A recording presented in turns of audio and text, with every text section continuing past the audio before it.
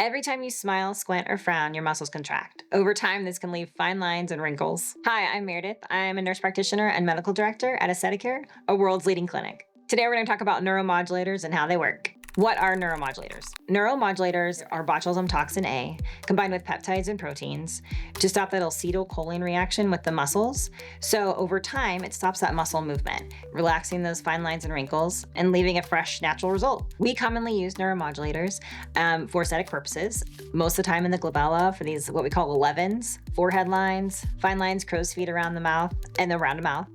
We use it for neck bands to relax the muscles, and then hyperhidrosis. Sometimes it's used for migraine muscles and tension in the shoulders, some of the most common procedures. A lot of patients will ask me, what's the difference between Botox, Dysport, and Daxxify? Botox and Dysport are very, very similar. They're botulism toxin A. They use human albumin protein to preserve the toxin. So Botox specifically is a little bit stronger. It doesn't have as much spread. The proteins used in the preservative process are stronger, so it holds that toxin in a more precise area. Dysport, on the other hand, uses very similar proteins, but it has smaller proteins, which means it's going to spread a little bit more in the muscle. So Botox can be used for very precise injection. So smaller areas is a great place, and it can freeze the muscle a little bit more precise. Dysport is going to have a little bit more spread. So a lot of times I love using Dysport for a larger area, like the forehead. Sometimes people need a little bit more spread in the glabella area, around the crow's feet.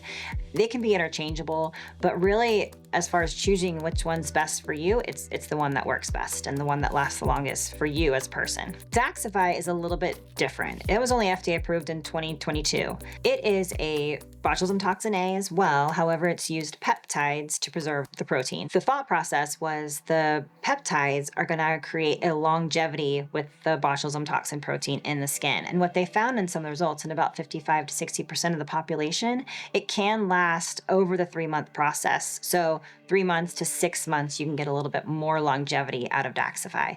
It is a little bit more of a precise injection like Botox, but it's super, super effective. Botox, Dysport, and Daxxify have a lot of commonalities. Botox is a little bit more precise in its injection. They're all used botulism toxin A. Dysport has a little bit more spread and can be a little bit stronger and last a little bit longer than Botox, depending on the person. Daxxify uses peptides, and in studies, it is showing more longevity and has a little bit more of a precise injection site.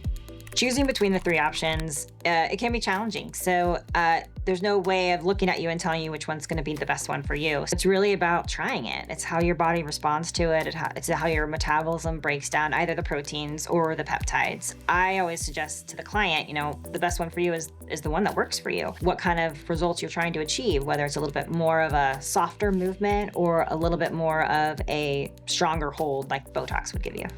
To learn more about neuromodulators, visit worldsleadingclinics.com.